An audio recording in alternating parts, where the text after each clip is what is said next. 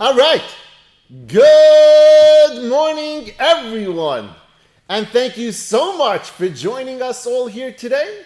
Today's shiur should be Ilu Nishmas, our dear friend, Menachem ben Yisrael Yaakov, as well as my dear aunt, Rivka bas Gavriel Tzvi, and for Zaidi, Reb Shmuel ben Yosef Dov HaKohen, B'schus the Refuah Shalem and Bakarov Meshalom ben Sarachel, Miriam bas Sarah, and Yair Yeshia ben Chaya Atara. Today, we are on page 266 in the Art Scroll, for those who are following along. And today, we are moving on to Perek Zayin. Perek Zayin, he's going to be talking about that now that we have explained until now the nature of Bitachon and how to acquire it, the tools, building out the tool bag that we need to be able to be the Baal Bitachon that we're seeking of ourselves. Rav Av turns to the topic of avoiding things that it could interfere with Bitachon. I believe a couple of weeks ago we spoke over here about the idea that if you want to make sure you don't fall into the pitfalls of an avera, or not necessarily an avera, of anything negative that you don't want to get to, you shouldn't hang around those things. For instance, we give an example: if you're on a diet, just don't hang around things that you don't want to eat, like cake. Don't go to the bakery and buy. Just say, I'm only going to buy a water, when the cake is all there. You go to the gas station, pay $1 more, and just buy the water instead of eating that piece of cake or looking at the piece of cake. So over here, Rav Av is going to show us some ideas on how to avoid those pitfalls of losing the bitachon that we work so hard to gain. Now, the kevan shehishlamnu b'shar hazeh, since we have completed in the previous chapters of this shar, everything that should be said about Bitachon, kefi hasagasenu, to the best of our understanding in terms of explaining its guidelines and how one lives with Bitachon, it is now proper for us to explain which things detract from Bitachon in Hashem so that one can avoid them. So what you should look out for and when you go into the real world. Now that you've gone through school and you've learned you got all these tools, now what you should look out for to make sure you don't fall back into the place that you were before. V'oima. In this regard, I first say, that all things that detract from virtues discussed in the earlier three sections of this book, the early three sections, Shaar Habitachon is the fourth section. The early three sections, he's talking about Shaar HaYichud, Shaar HaBechina, and Shaar Avodas Elokim. And over there it teaches about understanding the oneness of Hashem, examining the world, and it reveals Hashem's kindness, and the way to teach Avodas Elokim, how to service Hashem. And in each section, Rav Av mentions several obstacles that you can fall pitfall to, and therefore he wants to point those out so you could try to avoid those. So now he's doing the same thing over here. Rav Av now focuses on the three additional obstacles that are unique to Bitachon itself. Now the first one is mafsid of oid, an additional thing that will detract from a person's ability to acquire and maintain Bitachon is hasichlos be'inyan habarei u'midosav hatoivos, being ignorant, meaning failing to learn about the power of Hashem and His attributes, which is what He manages the affairs of the world and what He bestows His endless kindness. The first thing he's trying to say over here is, don't be the person who doesn't want to learn. I don't want to know. You need to learn. He says, don't be ignorant about it. You need to learn about the power of Hashem and the kindness of Hashem. For if one does not appreciate the extent of Hashem's compassion on His creations, and the fact that and He administers them, and He supervises them, and He rules over them, and they are held by His reins, his heart cannot rest from worries and he cannot rely on Him. Meaning, if he doesn't understand the power that Hashem possesses in order to rule the world, in order to bestow His kindness upon you and everyone else, if you can't grasp that concept, then it's going to be very difficult for you to go through your life with that. That was the first one. The second factor is, umehem, when a person is ignorant of the command of Hashem, I'm referring to being unlearned in Hashem's Torah, which commands us to have Bitachon. In numerous psukim, where it admonishes us to rely on Hashem for our present needs in the place of trust Him for future needs. Where do you see this? You see a place that a person, where Hashem actually teaches us to trust in Him. It's part of the will of Hashem, and He wants you to make sure you trust Him. It talks about over there by Meiser. By Meiser specifically, Hashem tells us to test Him. What He tells us is, give Meiser where you're supposed to, and I will make sure, He says over there afterwards, He says, I will open up the windows of heavens and pour out upon you blessings without end, an abundance. And over there it shows that Hashem actually tells us, test me, to give, and I will make sure that you get back even more.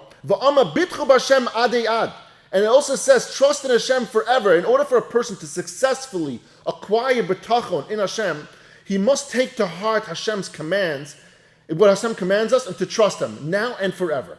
Now, on the part when it comes to talking about the Meiser and the giving back, he talks about over here that a lot of Rishonim talk about this concept.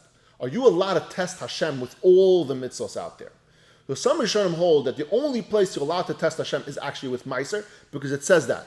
Beferish, it says that right there, the Torah says that you should test me and I will give you back more in abundance and kindness, I'll pour from heaven. There are those that do say that when it comes to tzedakah, you're also allowed to test Hashem. In regards, overall, whether you hold that you are allowed to test Hashem with tzedakah or only by Meiser, why then is testing permitted only in the case of Meiser, if we want to go with that idea? The Dubna Maggid explains with a beautiful example. He says, a merchant arrived in a city with a wagon load of textiles and individual rolls, and each roll was different. When you measure it in thickness, there are different thicknesses, but he said to them that they are all the same length, all 60 meters long. But because each material is a little bit different, some are thinner, like for instance, silk is very thin, and burlap is very thick, so you'll have a thicker roll. And although some of the bolts were bigger than the others, that was due to the thickness of the fabric. But there was no less than 60 meters in any of them. And not taking his word on it, these people said, rather than you telling us that the 60 meters, we'll just choose a roll at random, we'll roll it out, we'll measure it and see if it's true. He says, this is exactly what Hashem tells us. He says, I want you to trust me that everything that I tell you is good is good. All the mitzvahs in the Torah are good. When you go and do something, you're going to get schar for that. But here's the one place you can trust me. Here, I'll take the most important part of your life. The hardest thing to conceptualize is taking money out of your pocket and giving it to someone else, not knowing if that's taking away from your own livelihood.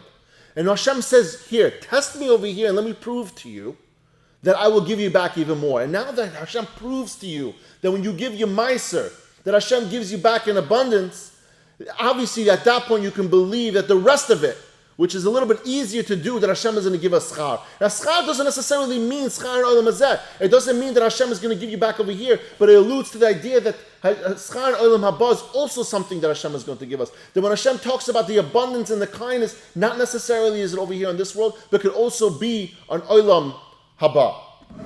Now, post-World War II, there was a very famous, not to say Nazi hunter, but he helped out Nazi hunters find different Nazis. His name was Simon Wiesenthal. Many of you might know him. But when Simon Wiesenthal, during the war, he was in the concentration camp and he saw something that really, really bothered him. He says there was some new people came in, and one of the people smuggled in a small sitter. And what he watched this person do was he would rent out 15 minutes with this sitter in exchange for a quarter of someone's day's rations, food rations.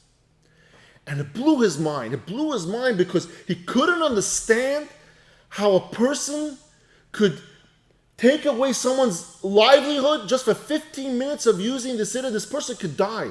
They were getting such meager rations to begin with, and it bothered him so much. Simon Wiesenthal survived the war, and after the war, the famous Rabbi Eliezer Silver actually had a beautiful life of his own. He immigrated to America in 1907, and he was responsible for saving thousands and thousands of Yidden during World War II. And he raised also a lot of money to be able to help get Yidden out of Germany and back into America. He bribed SS officers. Hundreds of people were taken out of Bergen-Belsen because of him. They were smuggled out after bribes that he gave them. At the time, he raised $5 million. And if you counted that for today's days, it's over $100 million in today's. So $5 million he raised back then in the 30s. Rabbi Eliezer Silver went to visit Simon Wiesenthal one day. And he tells Wiesenthal, he says, so they tell me you're angry with God.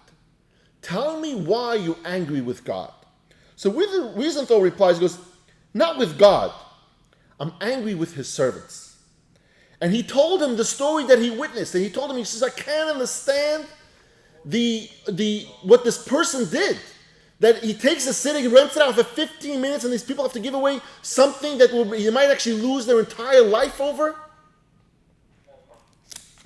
Rabbi Eliezer Silver smiled and he says, you're looking only at the man who took something. You're looking at this completely wrong. Why don't you instead look at the man who gave something? You're looking at the person. Yes, he had the chutzpah to rent out his siddur for 15 minutes in exchange for a quarter's day's rations.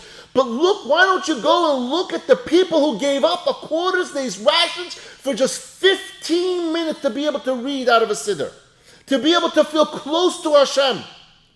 The same way this week in the Parsha, we have the episode of the spies speaking negatively of Eretz Yisrael.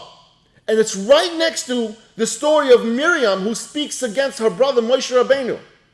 And Rashi explains that the spies witnessed Miriam's punishment, but they still didn't learn their lesson. Why? Why didn't they learn their lesson? They saw Miriam, and what she did to Moshe Rabbeinu, she got punished for it, and they didn't learn their lesson. And they asked, I guess, what lesson should they have learned? In reality, what they looked at Miriam was that she did something wrong to a person. What they did was just speaking ill of a land. Two completely different things. Reb Ordman explains, a person must acquire the attribute of always looking at anything in this world in a positive nature. The spies, when they came back from Eretz Yisrael, they were exactly like Miriam. They just chose to look at the land of Eretz Yisrael in a negative connotation. But any person who has a negative outlook on anything, there might be something wrong with the service, there might be something wrong with the accommodations, there might be something wrong with what the person said. It doesn't make a difference. They're just going to find something negative to say. This is the lesson the spies should have learned from Miriam. And this is what Rabbi Eliezer Silver is telling Simon Wiesenthal, don't look at the negative. Look what a Yid gave up to be close to Hashem. That's what we need to do. We need to run our lives, go through our lives every single day and look at every situation and be dan lekav zchus. Every situation and say to ourselves, gam zu l'tova. But that's the way you should look at it. Whether it's a person or whether it's the land of Eretz Yisrael, it's the concept, it's how you feel as a person. It's the mindset that you have that needs to be switched from a negative personality to a positive personality. And when you have a positive personality, it doesn't make a difference what it is or who it is. You're always going to try and seek out the good in that situation. Thank you, everyone, for joining us all here today. Have a wonderful and a beautiful Shabbos, and I love you all.